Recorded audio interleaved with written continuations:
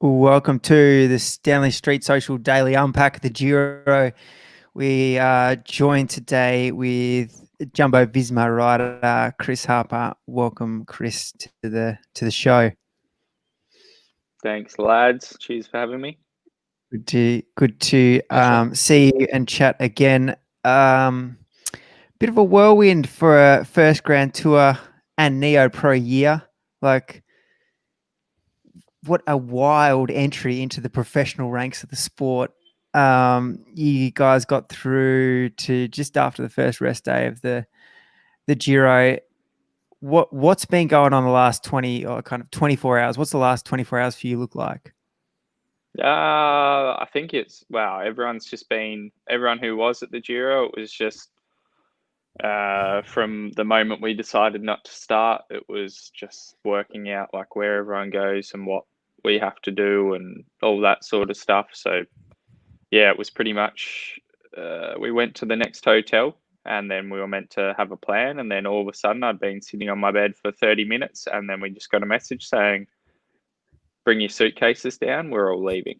And from there it was just like different cars taking different riders everywhere. And I drove back to home in Spain with our media guy. So yeah, I spent the last 1.5 days driving, got back last night, and then I'll be here until I hopefully get back to Australia. Who made the decision that you guys were pulling the pin? I mean, obviously the final decision came from like the sort of the boss of the team sort of thing. Like man. It was like it was a discussion between the boss and all the sort of big managers within the team, and then also the team was seeking some legal advice as well on what could potentially be the implications if we did keep racing. Did the riders get any? Did you guys get any say whether you guys wanted to press on or not? Or yeah, for sure. Like we went to the start with the intention of like, I wouldn't say the intention of starting, but we're like, at least we're there. We'll get ready like we're going to start, and then we'll have the discussion there. Because the morning of it was like super rushed. Everything was from the moment that we found out that Stevie had tested positive, like we had to stay in our rooms, get a speed test. Then we weren't allowed out of our rooms until we all got our result back to say that we were negative. So then we ended up going to breakfast super late and then leaving for the stage 15 minutes later than what we were meant to. And then from there it was like, they sort of all asked us individually like what we thought about the situation, and then actually as riders we had a bit of a talk about what we thought was the best thing to do. And then I mean ultimately we gave it what we thought about it, but it was just like the decision really came from the management. Came from the heavies back in Amsterdam. the big dogs up north.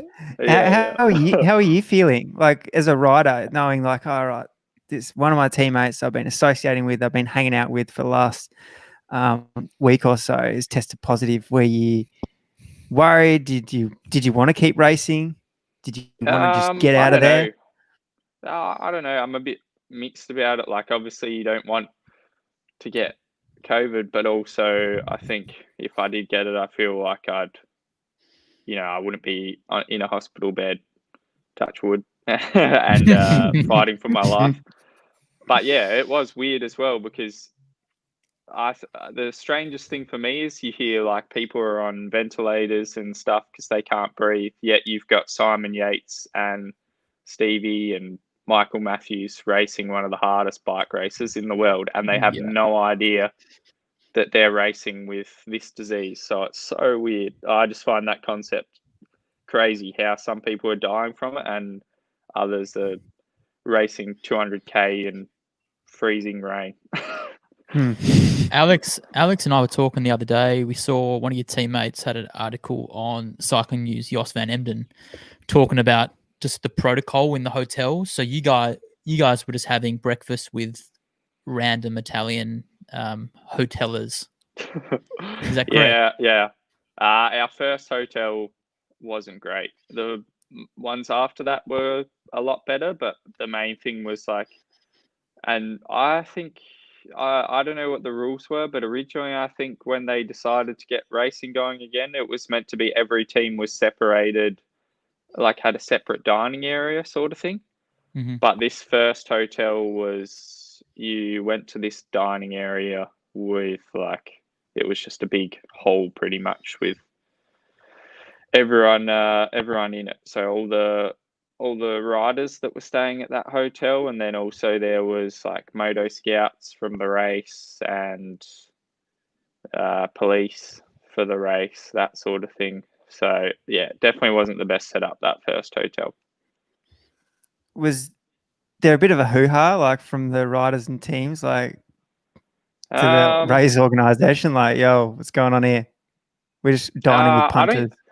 I don't think anyone said anything too much other than like they're like, this isn't an ideal scenario.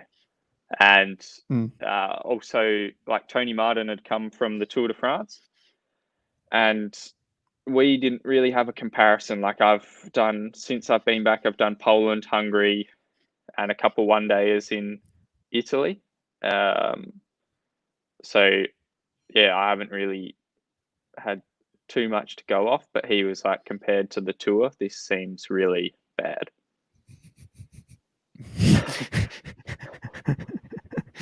Yeah, okay. Interesting. That's interesting. Like at the Tour, apparently they didn't see anyone else for the whole 3 weeks. Yeah. Whereas you were just seeing random individuals every day in your race hotel. Yeah. Like we had bloody moto scouts smoking out the front of our dining hall, so that was kind of frustrating as well. What's the feel like in Europe re this virus? I don't know, weird. When you compare it to Australia, it's like a bit more of a relaxed attitude, especially when you see like Australia or Melbourne's in lockdown for its 10 cases, and here it's like, we're getting 2,000 cases a day, but like maybe we should think about opening nightclubs. So it's way different. But yeah, Scary, I think everywhere now is going pretty bad. Like Spain is going pretty bad, and I think they're bringing in more restrictions from Friday. Like people can't go to restaurants anymore. But the main thing that got a lot worse recently, I think,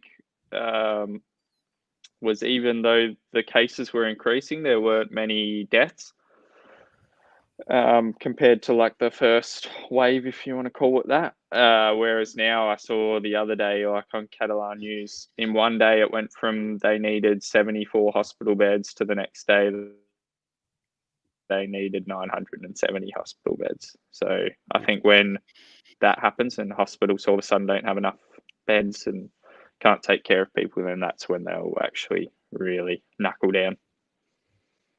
Mm-hmm. Was it the talk of the town in the bunch for that first week? Like, what's going on?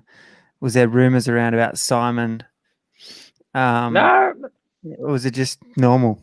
We're just racing? It was actually not too bad. When you're in a race, you're sort of like caught up in the whole race bubble. Like all anyone thinks about is getting through the stage, really. And then when Simon tested positive, I still don't think there was like much talk about it. And also, like, I mean, I didn't think about it at first, but then throughout the stage, when the guys had been racing, I was like, oh yeah, it is kind of weird. Like he's tested positive for COVID, and all these guys have shared a bus with him shower and change area and everything with him, and they're just going to keep racing. I was like, yeah. When you think about it, it's maybe, seems weird to like keep racing, but I understand why they did, and they followed the protocols of the organization and the UCI and everything. It wasn't like they did anything wrong. But yeah, it's just kind of weird to think you can be in a room or in a bus with a guy who tests positive, and then just because you're testing negative at the moment, you can keep racing. Let's lighten it up. How was your That's a heavy start. Like, how was your actual experience in the Giro? 9 days of racing. You were right in the thick of it. You were moving really well.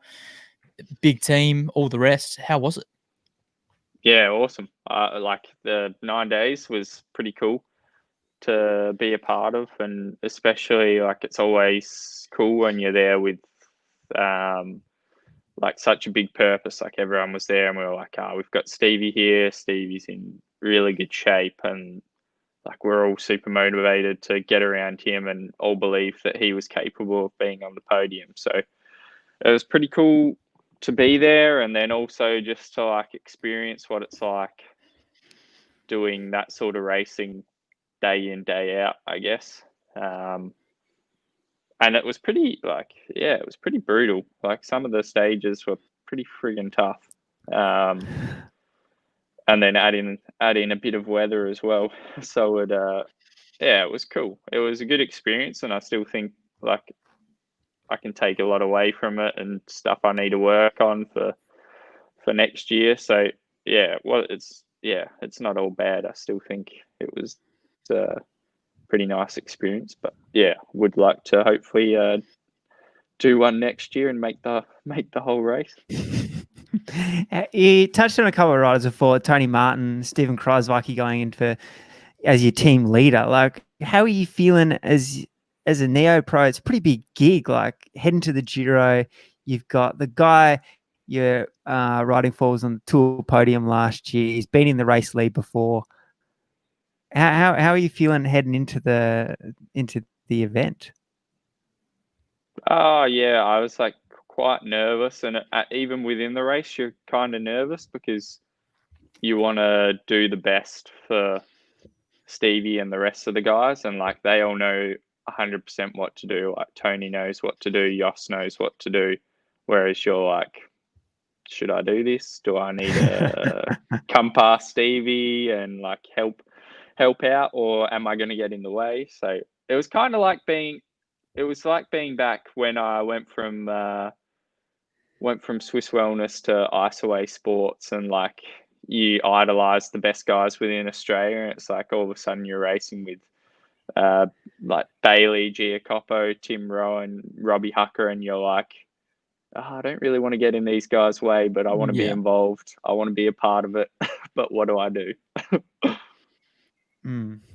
Did the team have pretty clear instructions as to your role, as to what your purpose was? Yeah, I mean, we had like Tony and Jos for obvious, and Christoph Fingston for the flatter stages and looking after Stevie in the sprint finishes, and then we had a group of climbers which was sort of like just stay around Stevie and support him for as long as possible when the bigger guys aren't there. So yeah, it was pretty good. And also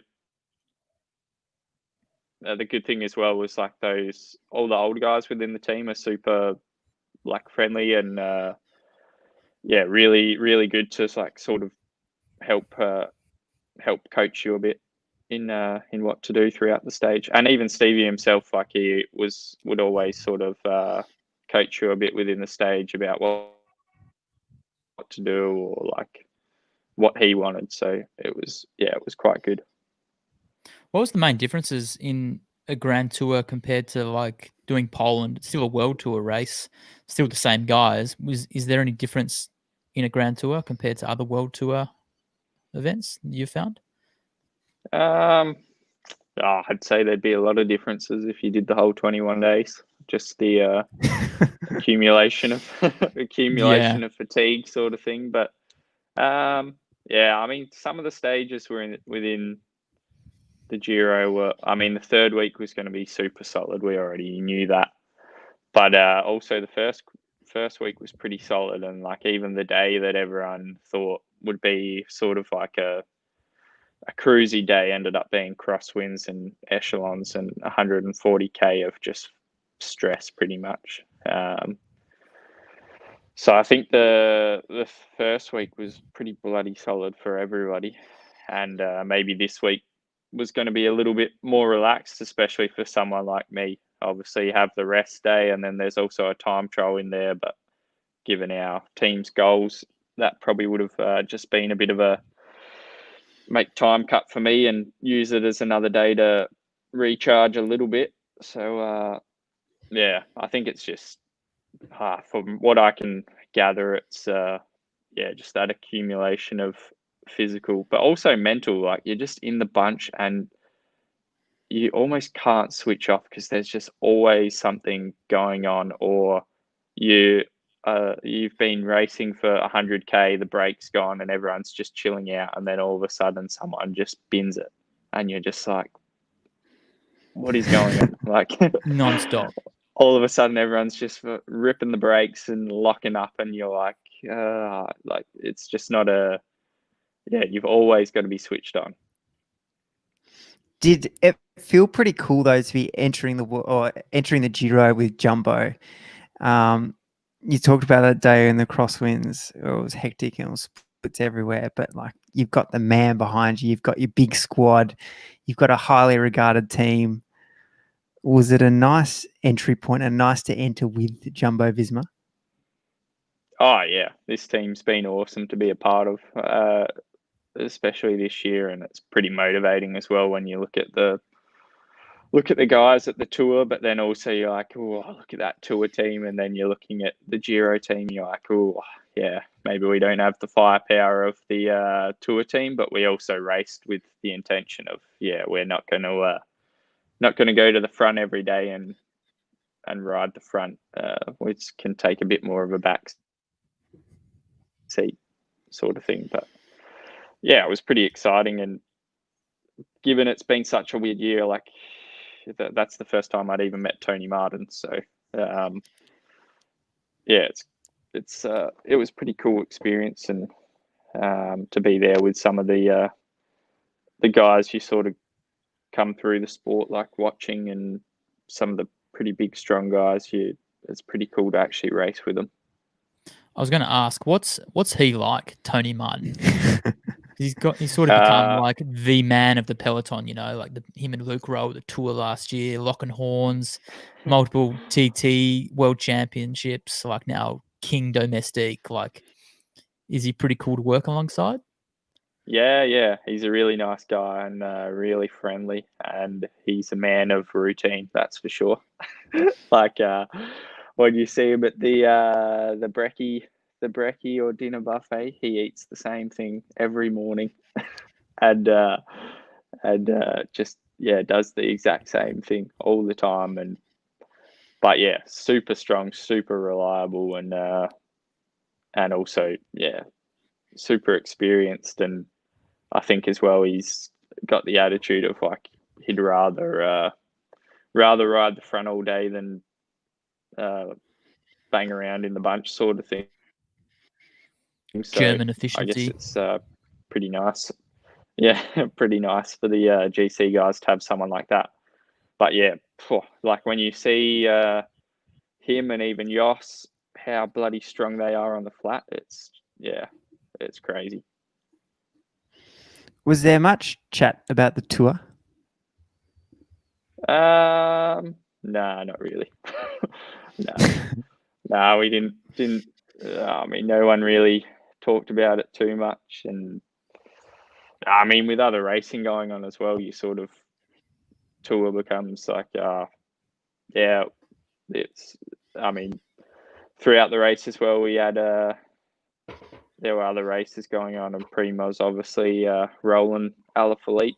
We were all watching the finish in the bus after the stage, so that was pretty nice. But yeah, we didn't touch on that too much. More just about focusing on our race, and then that was about it really. So what now? You're back in Girona. Yeah. Are you quarantining? Are you out on the bike still? Are you racing again? What do you do now? I'm done now. This is I've officially started my off season as of stage 10 of the Giro, which is a bit weird. But yeah, I think the rule, I actually messaged our team doc this morning just to find out what I can and can't do. But I think given that we're in close contact with someone who has tested positive for COVID, we have to sort of self-isolate, self-quarantine, whatever you want to call it, and also just monitor our symptoms as well to make sure we don't get sick or anything.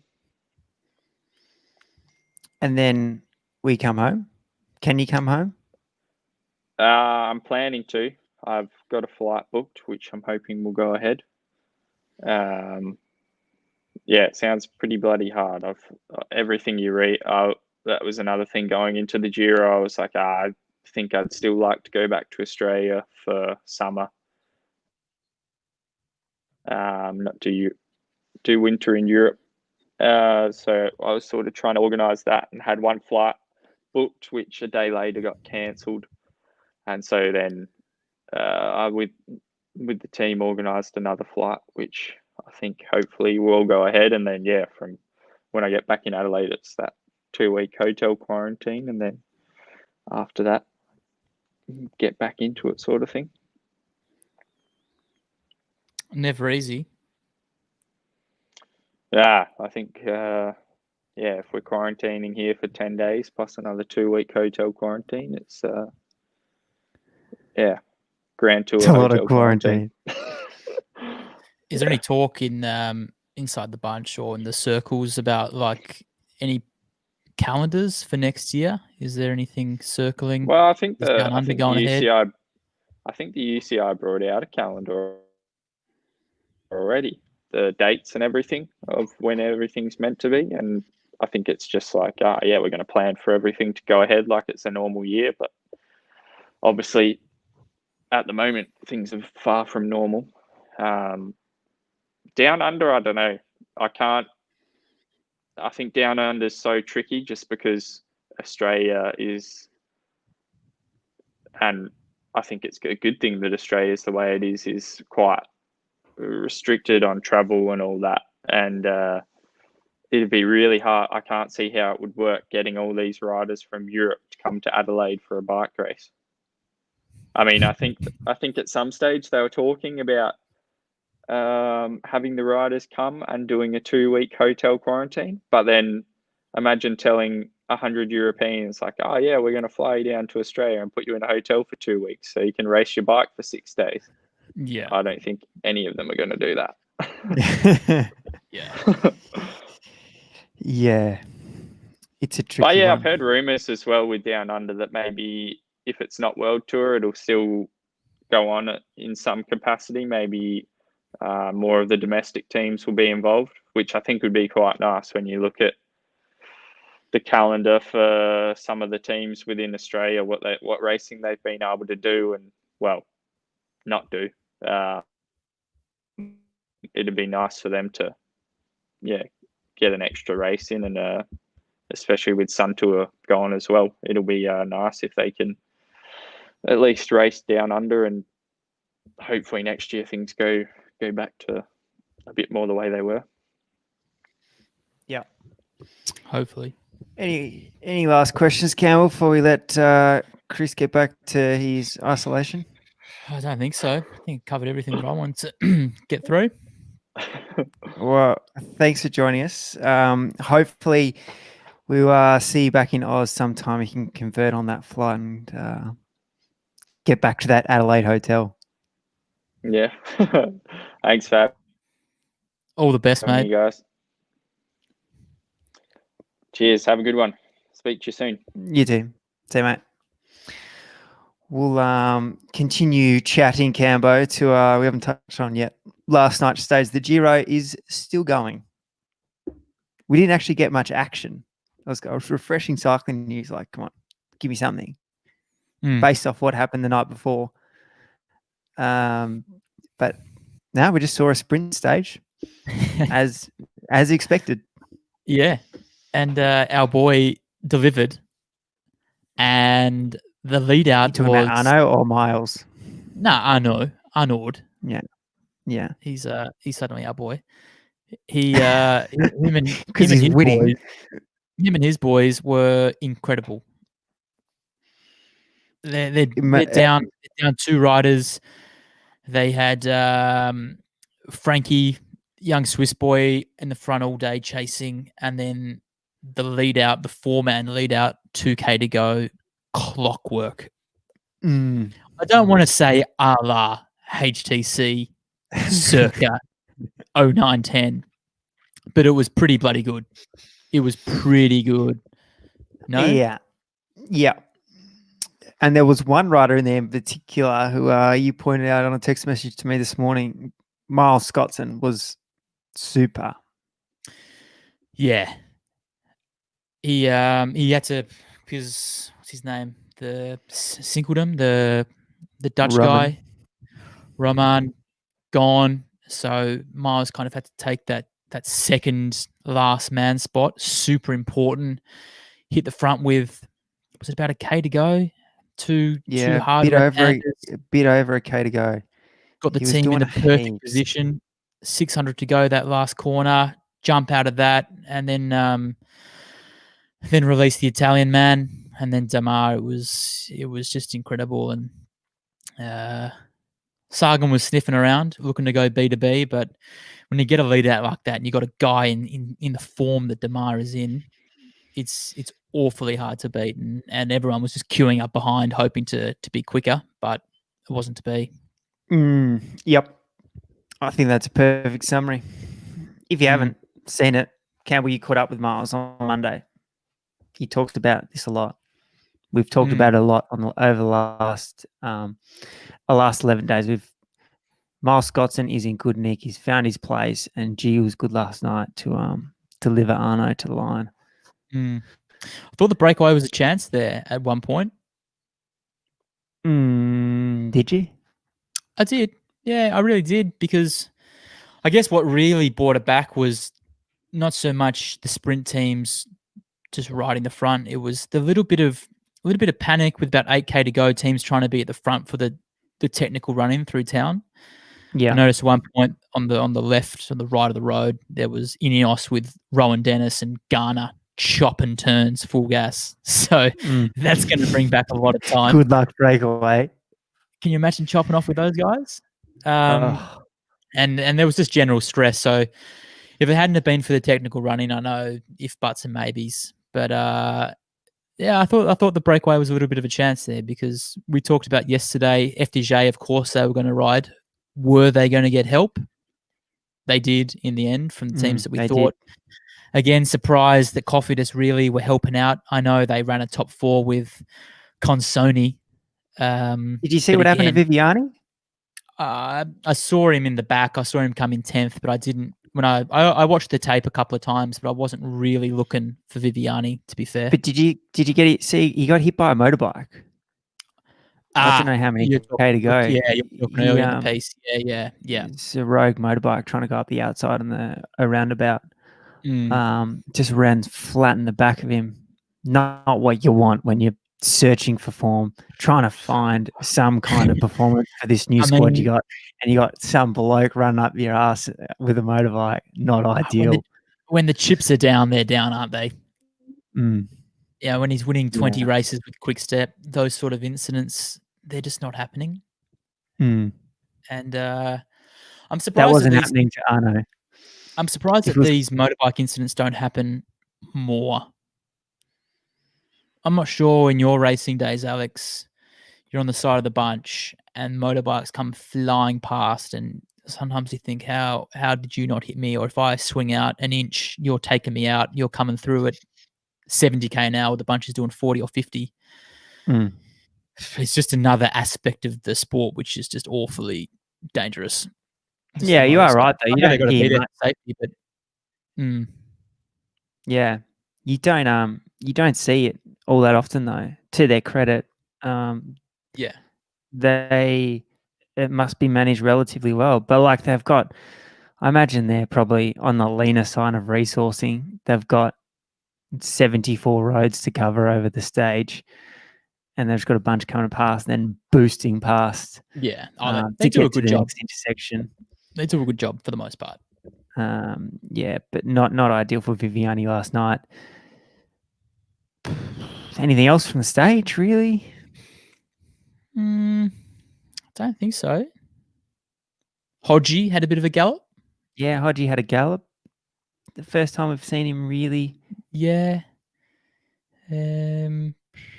Gaviria doesn't look like himself. Gaviria's off. It's the coronavirus. It's the Rona.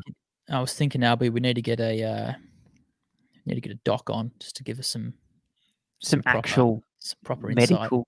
Insight. Yeah. Skelter Priest. Did you ever watch? Oh yeah. I watched the highlights pack. I watched kind of the highlights at the start and then the last 5K of the sprint finale. Average 48k an hour. Quick. Caleb had to look over his shoulder to see if anyone was still there. It's in that finishing shot. It was turned his head. He's like, "You still there, boys? I've just put lengths into you."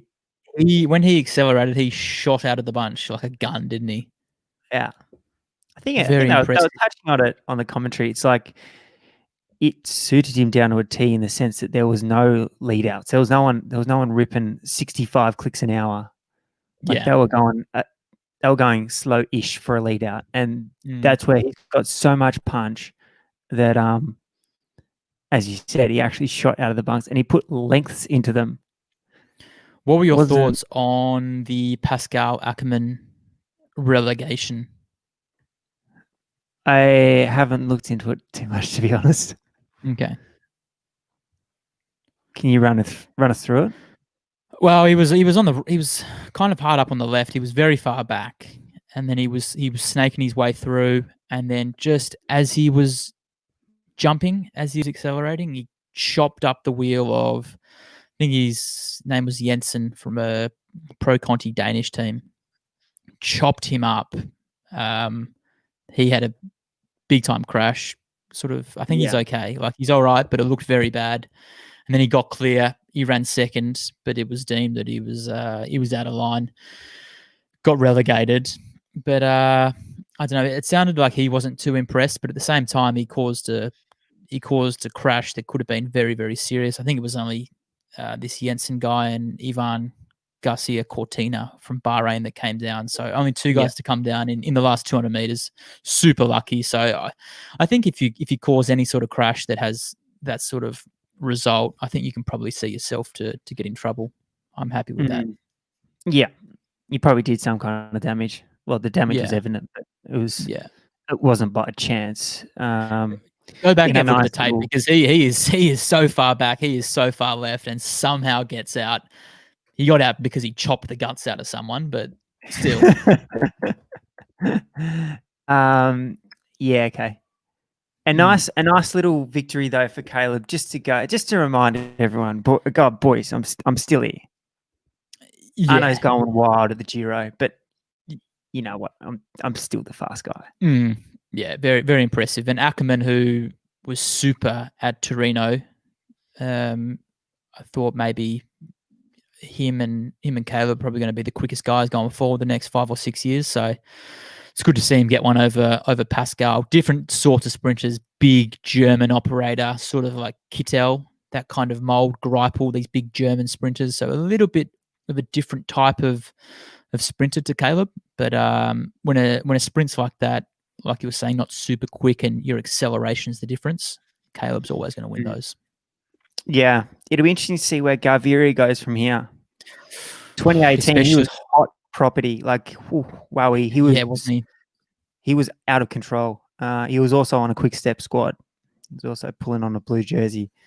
But he's had a little bit of unfortunate couple of crashes. Got the Rona at the start of the year. He was the kind of peloton leader and getting coronavirus.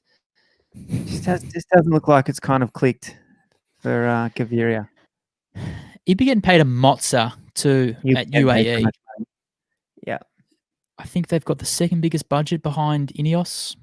So you and think at UAE, the new trend at UAE, you've dropped everything. We've got the hottest kid on the block. Like Gaviria is not going to be a big priority moving forward. I don't see him being a priority for them in their 5-year plans. He's got another year on his contract next year, but you'd think that he'll probably be looking for another team at the end of 2021. Even if he comes out and wins truckloads of races next year, you'd think that they're probably going to go down that real hot GC path with the winner of the Tour de France this year. So interesting time for Gaviria. He's only 26 as well, so still quite young. Yeah. Especially when you potentially have Ackerman at the head of Bora, Caleb Ewan at the head of Lotto Soudal. You think with his skill set and what he showed he could do in 2018, you want him up there. You want him to be headlining the act, not playing second fiddle. And really, he's probably not going to get a Tour de France spot. That's the big thing. Yeah. If he's not getting taken to the Tour. Yeah. Concur. That's all from me. Stage 12. Stasera. Stage 12. Shark Pretty tooth profile. Yeah. Tom McFarlane's not good when Christoph wins more Grand Tour sprints than you. Reference Gaviria. Tonight's stage. I don't know. It's got this weird feeling about it now, the Giro, that it's just still going. Does it? Are they just, are they just giving up on testing? Like, are they just not testing to the next rest day? What's going on there at the moment? That probably should have been. I don't think so. I don't think so. I think they'll be testing like it's going out of fashion. As a rider, you'd hope that they would be. No? I don't know. Or do they just not want to know? Well, like we were talking to Chris just before, there's just, there's a little bit of this naivety. They don't really want to know, or they not too sure, because they're just like in the peloton. They're just worrying about finishing the next day. I'd be worried. I'd be worried now. Seeing as riders have actually had it, you've come into close contact. I'd want to be knowing. I'd want to be kept up to date, to be honest. Yeah. But as a punter, I'm enjoying that the race is still on. Yeah. It's kind of getting pretty hot too, with like limited teams we've lost really 2 general classification teams, which potentially makes it a touch more exciting. Teams were already low on resources to control the race as is. Now it's like, who's going to ride? Trek, Sunweb. Also, everyone's got this. I reckon you'd be racing and you have this kind of inkling that, like, how much longer is this going to go for? We saw the day. We saw the day after all the teams pulled out. It was hot. I mean, a Giro stage is a Giro stage. Whether it gets cancelled after this or it makes it to Milan, still goes on the Palmares. So race hard and just see what happens, I guess, at the end of every stage. But looking at this, it's a hard one to pick, but you probably say some sort of breakaway. Too hard to control. Too hard to control. Yeah. Is it going to be GC boys playing? I'm not too sure. I don't think it's longer and hard enough, the climbs, but I mean, there's so many of them that the accumulation might add up. But I'm going to tip Thomas de Gendt from the breakaway today. From the breakaway. Yeah, I'm going to go Thomas de Gendt. He's cooled off after the day when he didn't want the movie star kid to win. Yeah. This is his next assault. I'm going to go for him. Is it too hard, like Bora, with their newfound interest in Peter Sagan after he's finally clipped a win? A bit more confidence. Is it too hard for him to get to the finale? Well, I don't think so. I think if he's going to win this, he's going to have to go in the breakaway. I think the days of getting your team to ride on a stage like this are probably numbered this year anyway. Yeah. For him, he's done that several times. So yeah, I reckon if he might be sniffing out the break. His legs were super on that day. That was a super, super hard stage. Really steep climbs. So yeah, I wouldn't be surprised to see Peter Sagan look for the breakaway tonight. Yeah. Or another Also, one, over 200k. Of course over 200k minimum. They don't have a race cap. They got a race break. minimum. Diego, I was thinking Diego, he'll be flat from the other day when Sagan got the win, or it probably turned out to be too hard. But I think Ulysses will put himself into the move and take him to the cleaners at the finale. Yeah, I want to see my boy. It's very dependent on this move. Yeah, I want to see Fabro go as well because he was super in the first couple of days. I want to see him get his chance on a day like this, really hard day. Yeah. Quick step to hold the jersey. Yeah, I think so. I think Almeida's been so good. I think it's going to take the really high mountains for him to get dethroned, from what we've seen anyway. Yep. Yeah. Cool. All right. Well, hopefully we got something to talk about tomorrow. Yeah, we'll be back here at 5:30. If you missed it at the start, we had Chris Harper on. You can catch up on that on YouTube, Facebook, or Twitter. There'll be a replay. And thanks for tuning in. We'll see you back here tomorrow at 5:30. Thanks, Gamble.